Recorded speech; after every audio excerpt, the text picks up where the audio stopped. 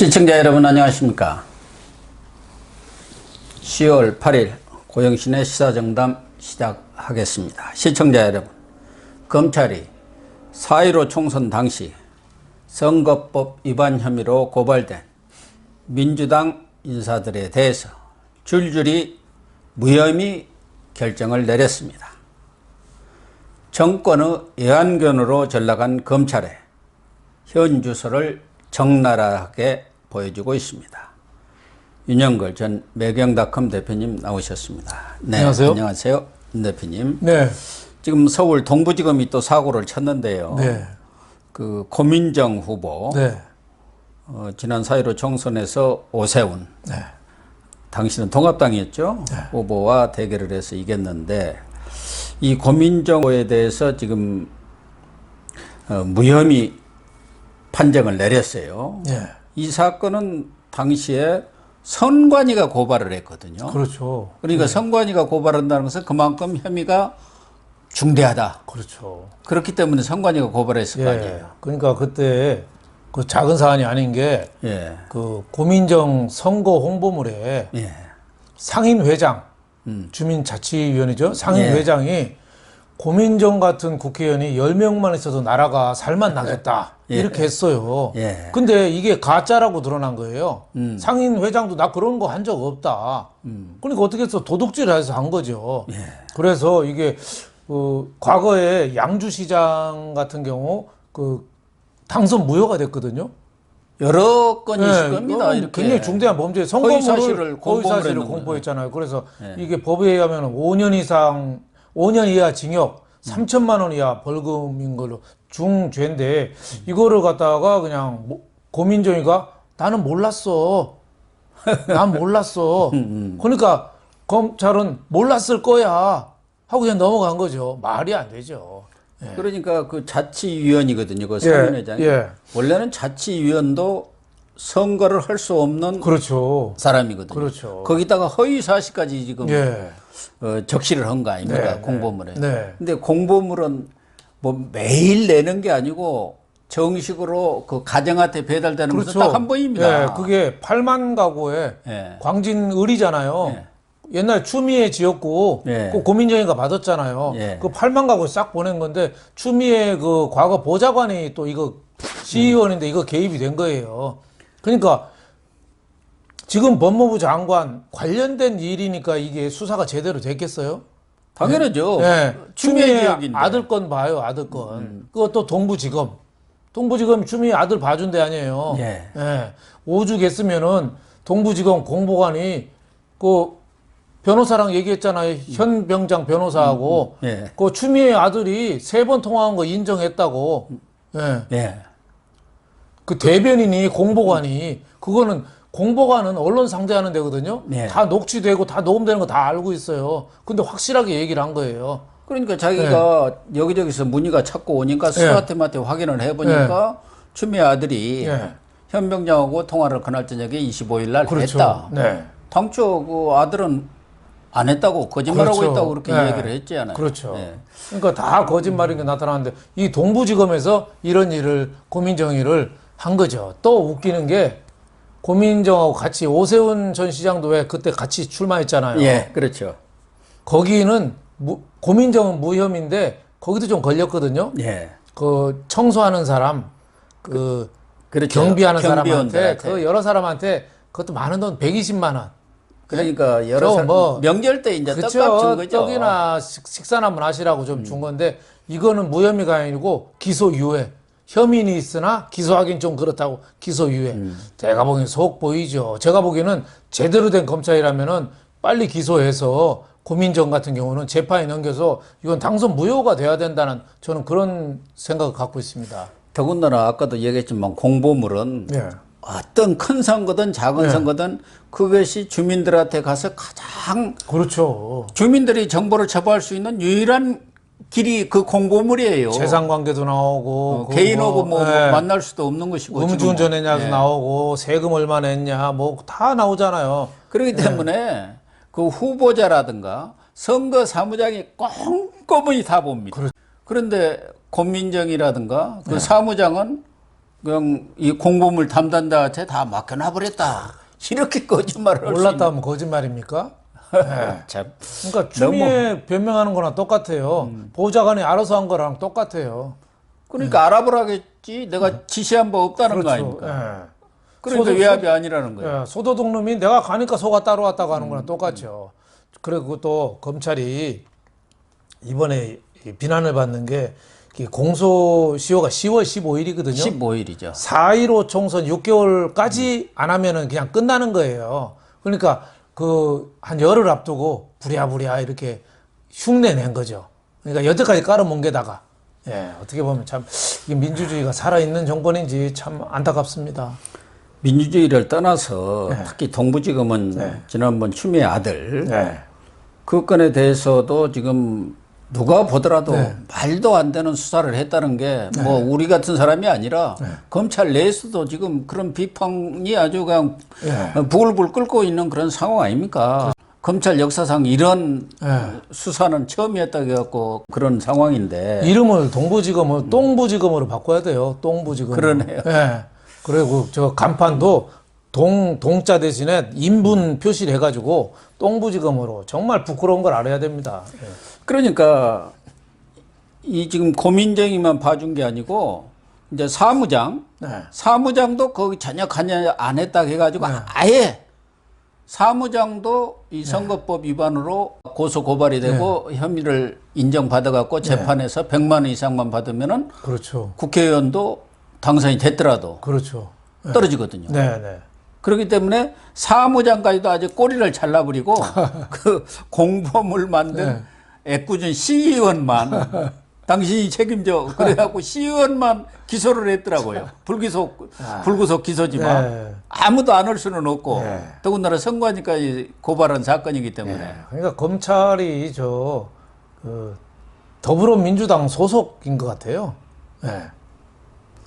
참 윤석열 총장이 이렇게 무력화되면서 검찰이 과거에 진짜 충견 권력의 그런 호위무사로 다시 돌아가 버린 것 같아요. 특히 동부지검 하는 것을 보면은 이게 검찰이냐? 최소한의 자존심, 최소한의 그 지켜야 할 금도 이런 거를 다 무시한 거죠. 고민정도 그렇지만 박영선 지금 중소벤처기업부 장관 또 윤건영 의원 구로에서 이제 당선이 됐지 않습니까? 박영선 지역을 또 물려받아서 이 고민정은 추미애 지역을 물려받았었는데 그때 박영선이가 그 선거 전에 윤건영을 데리고 다니면서 여기저기 다 소개를 했어요. 그렇죠. 그건 뭐 다 증거 자료가 있는 거 아닙니까? 그러니까 박영선은 당시 공직자로서의 그런 선거 중립 의무 위반. 그렇죠. 윤건영은 사전 선거 운동. 그렇죠. 이것도 또 무혐의래요. 그렇죠. 이것도 어떻게 보면 큰 범죄거든요. 그러면요. 현직 장관이 그 구로를 그 청와대에서 찍었잖아요. 윤건영 보고 그 문재인이가 그랬잖아요. 너 절로 가. 박영선 내 장관으로 뺄 테니까 너 그 자리 가. 여기는 그러니까, 100% 당선되는 데입니다. 그렇죠. 그 지역이 또 야당이 그 민주당이 강한 데잖아요. 그러니까 그 예비 등록도 안 했어요, 윤건영이가. 그땐 거짓말했죠. 나 생각 없다고 하면서 박영선하고 손잡고 다닌 거예요. 손잡고. 박영선이가 그 안내하는 유치원 보모고 어린이 손잡고 다니면서 찍어주라고 돌아다닌 거예요. 그러니까 장관이 중소벤처부가 얼마나 중요합니까? 옛날 중기청을 중요하다고 그래서 부로 만들어서 장관 시켜준 거거든요. 우리나라 코로나19 때문에 다 죽게 생겼는데 그런 대책은 안 세우고 윤건영이 선거운동하러 다닌 거예요. 그러니까. 윤건영이도 청와대 출신이 진짜 정정당당하게 해야지 예비후보 등록도 하기 전에 선거운동하고 다녔어요. 그 사람도 지금 요새 하는 거 봐요. 고민정이 윤건영이 하는 꼴 봐요. 국회에서 하는 꼴이 정말 국회의원이 아니라 청와대 호위무사 하고 있잖아요. 왜 시켰는지 어떻게 그런 불법이 자행될 수 있는지 검찰에서 수사를 제대로 안 했다는 생각을 지울 수 없습니다. 그러니까 박영선이가 당시 윤건영 예비후보도 아니었습니다만은 예를 들면은 뭐 그 지역의 당직자들이라든가 당원들을 좀 소개하는 것은 그래도 상식적으로 이해는 할 수 있어요. 미리 좀 알아라. 이런 분들이 이 지역에 우리 당원이고 주요한 직책을 맡고 근데 거기 무슨 구청장이다 뭐 이런 동사무소 뭐 이런 데까지 다 소개를 한 거 아닙니까? 그때 그렇게 보도가 난 것으로 제가 기억을 하는데요. 또 그것은 구로 우리 중소기업 다 많잖아요. 중소기업 대부분 우리나라 중소기업이죠. 정부 지원 안 받고 사는 데가 많지 않을 정도로 지금 정부 의존도가 높거든요. 그 중소벤처부 장관하고.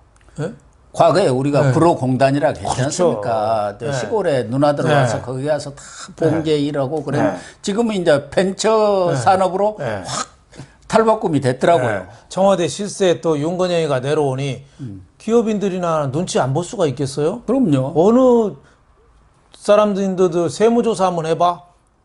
하면 가는 거잖아요. 그리고 옛날에 정부 지원하던 거 다 내놔. 환수다 하면 가는 건데, 그러니까 있을 수 없는 일이 저렇게 벌어졌는데 저거를 무혐의로 했다는 게 참 납득하기가 참 어렵죠. 또 하나는 이수진 의원 동작에서 나경원 의원을 이겼는데 이 사람도 또 무혐의예요. 당시 자기가 법관 리스트에 있다 사법농단 피해자라고 주장하고 다녔는데 그 법관 리스트에 전혀 없고 오히려 법원 행정처로부터 무슨 오다 받아갖고 이런저런 일을 하고 다닌 걸로 드러났잖아요. 그렇죠. 그런데도 검찰은 허위 사실이 아니다 이렇게 하고 또 무혐의. 그러니까 양승택 대법원장한테 피해받은 것처럼 사법농단 피해자라고 뻥쳤잖아요. 뻥수진이죠, 뻥수진. 거짓말했어요. 근데 이런 것도 하나도 허위사실 공표인데도 처벌을 안 한 거죠. 그리고 더 웃기는 게 그 담당 남부지검인가요? 지난 9월 달에 담당 검사를 교체했어요. 한 달 전에. 그러니까 수사가 제대로 되겠습니까? 그러니까 그 거짓말한 사람들 불러 모으고 제대로 수사를 해야 되는데 꼭 9월 달에 교체했어요. 그러니까 제대로 수사를 하겠습니까? 이게 저 박영선 그쪽하고 이수진 있는 쪽에 그 같은 걸 거예요. 특히 저 박영선 그 윤건영 이쪽 수사하는 검사를 9월 달에 교체했습니다. 그렇죠. 그리고 9월 달에 교체하면서 뭘 했냐면은 박영선은 불러서 조사해야 되잖아요. 서면 조사. 추미애하고 똑같구만. 서면 조사가 조사입니까 그게? 그럼요. 조사도 아니지. 그런 사실 없습니다. 뭐 이렇게 잡아떼면 그걸로 그렇죠. 그러세요 하고 말려고 이제 형식만 갖춘 거 아닙니까? 그렇죠. 이번에 추미애도 마찬가지예요. 그렇죠. 청탁하고 외압을 가한 적이 있습니까? 없다고지. 그러면 있다고 할 사람이 누가 있어요? 그러니까 외압을 가한 정황이 확실한 증거가 없다고 해갖고 무혐의 처분해버린 거예요. 말로 일문일답하면서 상대방의 허점을 잡아서 공략에 들어가야지 조사가 되는 거 아니에요. 이거 봐주려고. 그러니까 없다고 딱 하면은 법적 책임이 있으니까 내가 기억하는 한 없다. 그렇게 붙는 거죠. 그러니까 나중에 그 허위 답변에 대해서 책임 묻기도 참 곤란하죠. 그리고 또 아까 얘기했지 동작에서도 그 나경원 의원하고 이수진 많이 싸웠잖아요. 근데 이게 사법농단 피해자라고 거짓말해가지고 유권자들의 어떻게 관심을 물어보는 대형 이벤트였거든요. 이게 핵심이 거짓말했는데 그냥 무혐의로 처리됐다는 거는 그것도 납득할 수가 없죠. 그런데 이런 결과는 충분히 예견이 됐던 것입니다. 왜 그러냐면 지난 그 8월 7일에 이 지검장들에 대한 인사가 있었지 않습니까? 그렇죠. 그래가지고 윤석열 측근 인사로 좀 남아있던 인사들까지 전부 쫓아낸 그런 게 8월 7일 인사인데 그때 윤석열 총장이 딱 하나 추미애 장관 측 법무부한테 요청한 게 있어요. 배영원 당시 공공수사부장이에요. 대검. 이 한 사람은 좀 남겨달라. 왜 그러냐면 10월 16일까지 15일이죠. 6개월이니까 공소시효가 선거 공소시효가 남아있고 시간이 촉박하기 때문에 배영원 공공수사부장이 이 선거사범에 대한 수사를 총괄해 왔기 때문에 그때까지 일을 마무리하고 그때 인사를 해달라고 했는데 그거 딱 무시하고 전주지검장으로 보내버렸어요. 그때 이미 추미애는 야 웃기는 소리 하지 마. 그거 아니겠습니까? 그렇죠. 이거 수사 못하게 하려고 선거법 위반 민주당 의원들 그거 수사 못하게 하려고 인사하는 건데 그걸 총괄하고 말 있는. 듣겠어요? 더군다나 이제 좀 윤석열 총장으로는 이 뜻이 통하는 사람으로 그때 대검에서 유일하게 알려져 있었던 그렇죠. 사람이에요. 그렇죠. 그러니까 딱 보내버리고 또 일선에서 여당 관련 그런 수사하는 검사들 네. 다 인사 때 교체해버리니까 네. 새로운 검사가 그거 할 의욕이 그러니까 있겠습니까? 10월 15일이 마감인데 네. 시효가 끝인데 9월 달에 인사를 했어요. 네. 그러니까 새로 와서 인사하고 무슨 사건 있지 둘 쳐다보다가 시간이 다 된 거예요. 그러니까 이제 다 그러니까 무혐의. 무혐의 처리가 된 거죠. 그래서 그런 무혐의 처리를 내놓고 특히 고민정이라든가 이수진 네. 또 윤건영 이런 사람들은 국민적 또 관심사 그렇죠. 아닙니까? 그렇죠. 그렇다 하면은 왜 무혐의 처리를 했는지 그 이유를 밝혀야 하는데 그건 또 못 하겠다는 애요. 네. 형사사건 공개 금지 등에 관한 규정 때문에 못 하겠. 근데 무혐의 처리를 내렸기 때문에 당연히 하고 그러면 추미애 아들 거는 왜 했나요? 그렇죠. 그것도 형사사건이고 아직은 뭐 재판에도 안 들어간 사건 아닙니까? 그러니까 무혐의 처분하면서 했잖아요. 요새 국정감사에서도 웃기지도 않는 일이 많이 벌어지는데 추미애 아들 그 당직 사병 네. 그 국정감사 증인으로 본인도 나오겠다고 하잖아요. 근데 여당이 반대해서 지금 못 나오고 있거든요. 그 이유가 과거에는 수사 중인 사안이라 불러올 수 없다. 그렇게 했었죠. 요즘에는 뭐라고 하는지 아세요? 수사 결과 무혐의가 났으므로 불러올 수 없다. 그러니까 1년 12달 불러올 수 없는 거예요. 예. 그러니까 추미애 아들 건하고 지금 해수부 공무원 피살 사건과 관련된 증인들은 단 한 명도 지금 채택이 안 한 됩니다. 명도 안 됐죠. 웃기는 거죠. 말이 됩니까? 말도 안 국정감사 하는데 관련 증인들을 단 한 명도 채택 안 한다는 게 과거 정권에도 그런 일은 없었어요. 하다못해 해양수산부 공무원 피살 사건 네.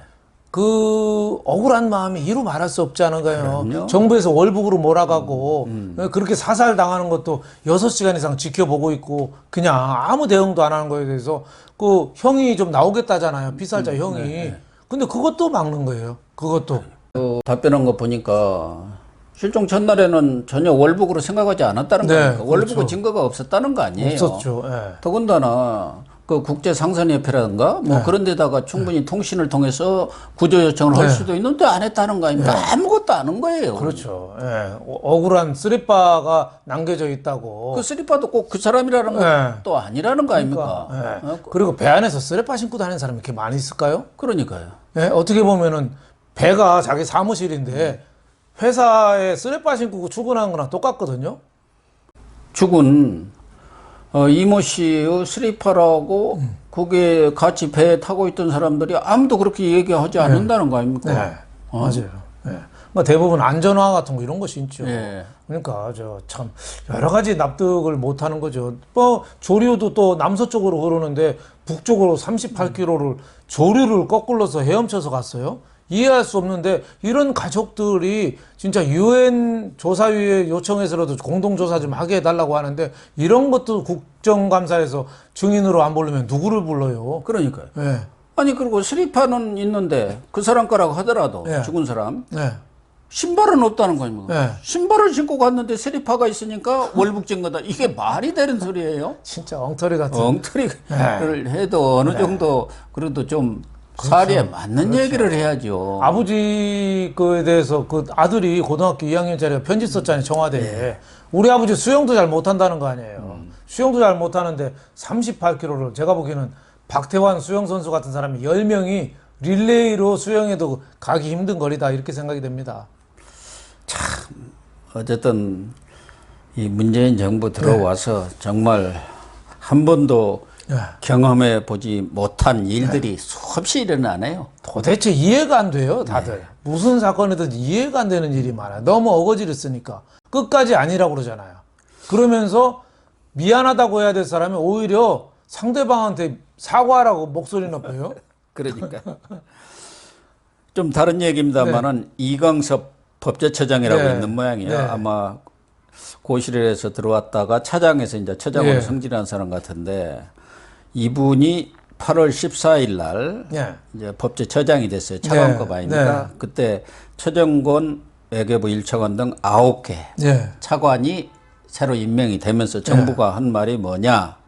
이 사람들은 전부 아파트 한 채를 갖고 있다. 그렇죠. 예? 그래서 주거 정의가 실현되고 새로운 공직 문화가 자리를 그렇죠. 잡아가고 있다. 이렇게 그렇죠. 자화자찬을 했어요. 그렇죠. 그때 얘기한 게 1주택이 정부 인사의 뉴노멀이다. 뉴노멀 맞아요. 뉴노멀. 참 어려운 말이었어요. 예. 1주택이 정부 인사의 뉴노멀이다. 이때가 언제냐면 김조원 전 민정수석이 집 뭐 강남에 2채 갖고 있다가 뭐 판이 안 판이 갖고 그 노영민 비서실장하고 으르렁거리고 싸우고 막 그럴 때예요. 그러다가 그만둔 거예요. 그렇죠. 그러면서 이제 인사를 한 거예요. 인사한 건데 그때 1주택이 정부 인사의 뉴노멀이다. 해서 저는 이광섭 법제처장이 부동산에는 굉장히 초연한 분인 줄 알았죠. 특히 법제처 하면 어떻게 보면 좀 한지가 아닙니까? 외부로부터 어떤 민원 사항이 있는 데는 아니거든요. 그렇죠. 네. 정부 내에 그런 법령이라든가 이런 그렇죠. 것에 대해서 심사를 하고 서로 충돌되는 부분이 없는지 이런 것을 하는 곳이기 때문에 여기에서 이렇게 어마어마한 재산을 가지고 있으리라고는 아마 공직사회에서도 깜짝 놀랐을 거예요. 네, 그러니까 꾼이더라고요, 꾼. 네, 꾼. 그냥 뭐 꾼이더라고. 그러니까 상가. 집은 이제 한 채인데 상가가 3채나 있어요. 또 재건축 분양권도 있어요. 뭐 근린 생활시설도 있어요. 전세 또 임차권도 있어요. 그 따져보니까 재산이 100억이 넘는다는 거예요. 그러니까 부동산으로서 가질 수 있는 것은 다 다 갖고 가졌어요. 있더라고요. 그러니까 포트폴리오를 잘 해놓은 거죠. 하나씩 다 갖고 있어요. 상가는 3채인데 상가는 뭐 많이 갖고 있었다고 비난받을 건 아니니까. 어떻게 보면 꾼이라고 봐야죠. 그리고 금융도 뭐 브라질 채권도 딸하고 갖고 있고. 어떻게 예금이 45억 원이 있습니까? 글쎄 뭐 나는 이런 것들은 좀 조사를 해봐야 한다고 봐요. 물론 뭐 사유재산이니까 자기가 어떻게 불렸는지 그런 건 모르지만 아니 어떻게 공직자가 상식적으로 보면 45억 원의 예금을 갖고 있냐 이 말이에요. 이게 적은 돈입니까? 그렇죠. 엄청난 거죠. 45억은 웬만한 코스닥 상장사 하나 살 수 있는 돈이죠. 그래서 이거를 진짜 땀을 흘려서 번 돈인지 물려받은 건지 물려받았으면은 증여세 상속세를 제대로 냈는지 진짜 국세청이 이런 거 조사해야 돼요. 이런 거 조사해야 되는데 이런 거는 그냥 모르는 척하고 엉뚱한 사람들 그냥 집 한 채 갖고 조금 뭐 임대 하나 주고 노후에 먹고 살려고 하는 사람들 이런 사람만 맨날 때려잡고 있는 거죠. 아니 이분이 그것이 정당하게 뭐 상속을 받았다든지 또 본인은 아니라도 부인이 또 상속을 받을 수도 있고 그렇다고 하면 벌써 해명하고 나섰을 거예요. 근데 전화도 안 받고 아예 그냥 뭐 해명을 안 한다는 거 아닙니까? 그런 거 보면 이게 뭔가 구린데가 있는 거예요. 그렇죠. 그렇지 않으면 이럴 수가 없거든요. 법제처장 될 때도 법제처에서 무슨 콩콩을 떨어지는 것입니까? 그러니까 한직 중에 한직이거든. 또 법제처장 될 때도 자기 SNS에다가 뭐 노노 재팬, 일본 불매운동 같은 거 막 사진 올리고 뭐 이런 분이죠. 정권에 코드 맞춰서 이렇게 한 사람인데 정부에서 아주 뭐 정부 인사의 뉴노멀이라고 자랑하고 홍보할 대상으로서는 정말 이중적이다 이런 생각을 지울 수 없죠. 그러니까 공직 생활을 하면서 뭐 아무래도 또 고시도 하고 좋은 대학 나왔으니까 뭐 머리는 좋을 거 아닙니까? 그러니까 주로 거기 앉아서 재테크만 하고 있었나요? 그런 거 아닙니까? 어디 주식 투자하고 뭐 그래가지고 이렇게 떼돈 벌고 브라질 채권까지 할 정도면은 대단한 수죠. 헤아라가 또 공직사회에 자기 또 그런 라인들이 다 있지 않습니까? 정보를 얻을 수 있는 그런 거 해갖고 이렇게 떼돈 번 거 아닌가 하는 생각이 들어요. 그 굉장히 공격적인 또 투자를 했어요. 브라질 채권이 헤아라거든요. 브라질 화폐가.